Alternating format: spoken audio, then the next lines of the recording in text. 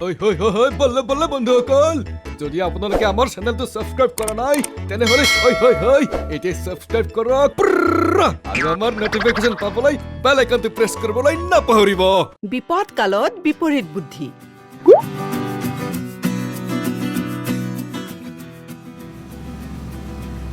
পুনিয়া পাণ্ডে য'ত কাম কৰে তাত তেওঁৰ লগত সৰুকালত পঢ়া দুজন বন্ধু ৰাকেশ আৰু বিকিয়েও কাম কৰে, কিন্তু দুয়োজনে ডাঙৰ পোষ্টত হোৱাৰ কাৰণে নিজৰ সৰুকালৰ বন্ধু পুনিয়া পাণ্ডেক প্ৰায় ঠাট্টা কৰে। আৰে ইয়াৰ পুণ্য, এইটো কি প্ৰজেক্ট বনাইছ? কিয় অনাহকত চাকৰি কৰি আছ তই? সেইটোৱেতো তইতো মাত্ৰ ইমানখিনিয়ে পঢ়িব লাগিছিল যাতে সত্যনাৰায়ণৰ কথা পঢ়ি তই তোৰ দেউতাৰ কাম চম্ভালি ল'ব পৰা হলি হয়। সৰুৰে পৰা তোৰ দেউতাৰে কৰা পূজাৰ প্ৰসাদ খাইছিলো, এতিয়া তই কৰা পূজাৰ প্ৰসাদ খাম। যা এইটো ঠিক কৰি আন। অ'কে ৰাকেশ। আৰে কিমান বাৰ কম ৰাকেশ নেহি, যদিও বা আমি সৰুকালৰ বন্ধু কিন্তু মই ইয়াত তোৰ ছাৰ হয়। কি হয়? ছাৰ। অ'কে এতিয়া তই যাব পাৰ। সৰুকালৰ বন্ধু হোৱাৰ পিছতো কিমান ভয় খায় আমালে। কিয়নো আৰু এটা কাম কৰো, ইয়াক আৰু ভয় খোৱা, তেতিয়া সম্পূৰ্ণৰূপে ই আমাৰ হাতৰ মুঠিত থাকিব। কেনেকৈ? কাইলৈ দেওবাৰ, কাইলৈ ইয়াক পিকনিক নিয়াৰ বাহানাত জংঘললৈ লৈ যাওঁ আৰু য়েছ। আৰে কি হে, কি কৰি আছা? আপোনাৰ পিকনিকৰ বেগটো পেক কৰি আছো। আৰে শ্ৰীমতী, কিবা উল্টা পুল্টা বস্তু ৰাখি নিদিবা। এই যে মোৰ বন্ধু দুজন আছে, সিহঁতে গোটেই দিনটো মোৰ ঠাট্টা কৰিয়ে থাকে। গম পালো বোলে এইবাৰ তোমাৰো ঠাট্টা কৰিবলৈ আৰম্ভ কৰি দিলে। কিন্তু তুমিতো কৈছিলা তেওঁলোক তোমাৰ সৰুকালৰ বন্ধু, তথাপিও ঠাট্টা কিয় কৰে? আৰে কি কম এতিয়া, মইতো পিছতে থাকি গলো, সিহঁতে ডাঙৰ পোষ্টত চাকৰি পাই ডাঙৰ চাহাব বনি গল। এনেকুৱা স্বাৰ্থী বন্ধুৰ বন্ধুত্ব বাদ দিয়া না। আৰে এনেকে কেনেকে এৰি দিওঁ?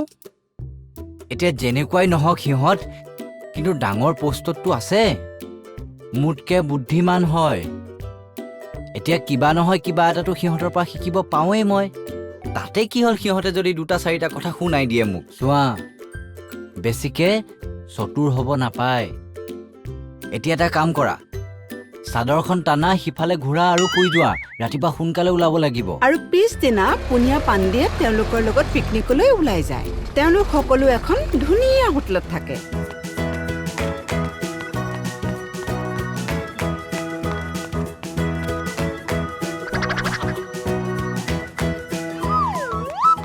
বাহ ভাই, কিমান সুন্দৰ হোটেল এইখন, মানে কিমান ধুনীয়াকৈ বনাইছে।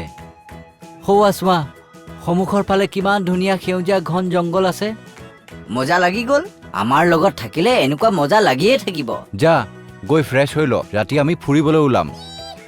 ঠিক আছে, ৰাতি ক'ত ফুৰিবলৈ যাম? বৰ জংঘলখনৰ সুন্দৰতাৰ প্ৰশংসা কৰি আছিল নহয় পুণ্যই। ৰাতি তাক সেইখন ঘন জংঘলতে লৈ গৈ ভয় খুৱাম। অঁ, সেইটোতো আমি প্ৰথমতেই ভাবি তাক আনিছিলো, কিন্তু তাক ভয় কেনেকৈ খুৱাম? এইটো চোৱা, এই লাঠিডালত দুটা বুটাম আছে। এটা দবাই যিকোনো মানুহৰ ওচৰত ঘূৰালে সেই মানুহটো বেহুচ হৈ যাব, আৰু যেতিয়াই 2 নম্বৰ বুটামটো টিপি তাৰ সন্মুখত ঘূৰাবা তেতিয়াই তাৰ সম্বি ঘূৰি আহিব। আমি এই লাঠিডালক যাদুৰ লাঠি বুলি কৈ তাক বুৰ্বক বনাম। ঠিক আছে, বুজিলা? একদম। আৰু সন্ধিয়াৰ পৰাই তেওঁলোকে পুনিয়াক ঘূৰাই ফুৰাই আধা ৰাতি ঘন জংঘলৰ ফালে লৈ যায়। ইয়াকে দেখি পুনিয়াই মানা কৰে। জয় শ্ৰীৰাম, জয় হনুমান। জংঘলখন বহুত ঘন হয় আৰু মধ্যৰাতিও হৈছে। মই ভাবিছো আমি হোটেললৈ ঘূৰি যোৱাই ভাল হ'ব নেকি? আৰে ইয়াৰ জন্তু তোমাৰ কাৰণে আহিব নেকি? আমি কি গৈ থকা নাই নেকি লগত? অঁ হয়, কিন্তু আৰে ভয় নাখাবা বন্ধু, জুইৰ পৰা গোটেই জংঘলৰ জন্তুৱে ভয় খায়। আহা বহা, ইয়াতেই জুই জ্বলাওঁ। মোৰ এনেকুৱা লাগিছে তাৰ কোনো প্ৰয়োজন নাই। যাওঁ নেকি?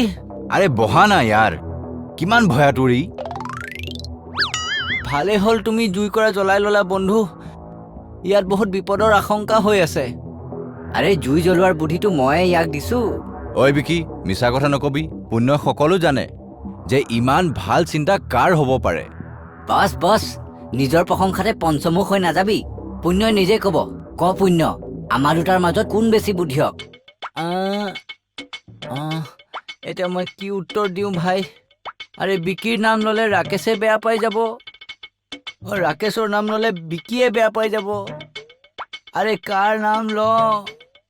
হে বিন্দুবাসিনী মা, কি ধৰ্ম সংকটত পেলাই দিলা মা? ঐ কনা, বোবা হৈ গলি নেকি? জুই জ্বলোৱাৰ আইডিয়াটো মই বিকিয়ে দিয়া শুনা নাছিলো, কিন্তু জুই জ্বলোৱা কথাটো কাৰ্যকৰী কৰা মই ৰাকেশক দেখিলো। সেইকাৰণে মোৰ দৃষ্টিত ৰাকেশ বেছি বুদ্ধিয়ক হয়। হে শুনিলি বিকি, মই তোতকে বেছি বুদ্ধিয়ক হয়। আবে যা, ইয়াৰ কথাটোত ইমান গুৰুত্ব দিবলগীয়া কি আছে, যাৰ আমাৰ সন্মুখত কোনো গুৰুত্বই নাই। এটা কাম কৰোঁ, আমি এতিয়াই প্ৰতিযোগিতা কৰি লওঁ যে কোন বেছি বুদ্ধিয়ক। আৰে ইয়াত কি প্ৰতিযোগিতা কৰিবা ভাই? ইমান ৰাতি হৈ গ'ল, ইমান আন্ধাৰ হৈ গ'ল। হোটেললৈ যাওঁ, তাতে সিদ্ধান্ত কৰি ল'ম। নহয়, কথাটো ইয়াতে ওলাইছে, ইয়াতে সিদ্ধান্ত হ'ব লাগিব। কি কম্পিটিশ্যন কৰোঁ? খেঁচা নাগ নাগিনৰ যোৰা।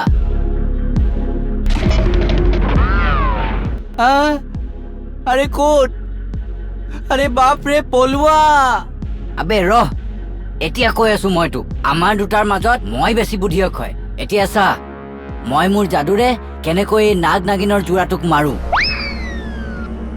আৰে নহয় নহয় নহয়, এওঁলোকক মৰাটো পাপ হয়। আবে চুপ, আলটো জালালটো আইফালাকো তালটো।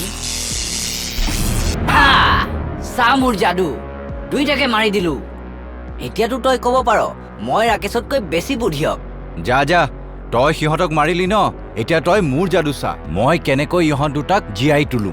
আৰে নালাগে নালাগে নালাগে, নাগ নাগিনৰ যোৰাক খোচা পিন্ধা কৰাটো বৰ ভয়ানক কথা। সিহঁত মৰি আছে যদি মৰি থাকিবলৈ দিয়া না, আকৌ কিয় জীয়াই তুলিব লাগে? আৰে আকৌ জি উঠি যদি আমাৰ ওপৰতে নিজৰ খং উজাৰে তেতিয়া? আবে ঐ, তই বিকিক মোতকে বেছি বুদ্ধিয়ক সজাব বিচাৰিছ।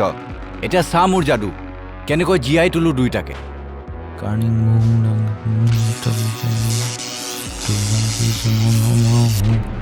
বম ভুলে বম ভুলে বম ভুলে বম, বম ভলে বম ভলে বম ভলে বম, বম ভলে বম ভলে বম ভলে বম। চুপ।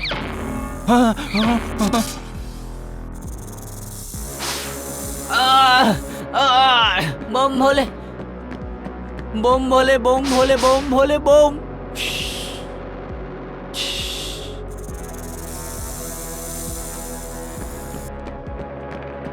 একো নহয় বন্ধু, একো নহয়, তোমালোকৰ একো নহয়।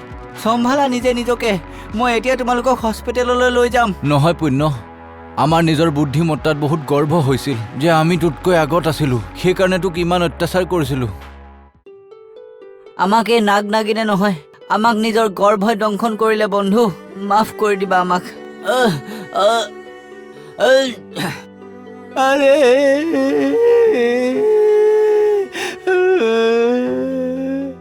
আৰে মই তোমালোকৰ নিচিনা বন্ধু হেৰুৱাব নিবিচাৰো। আৰে ৰাকেশ, আৰে বিকি,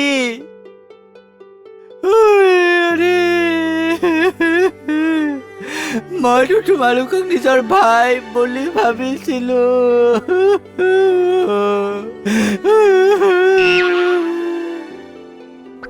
আৰে এইটো কি?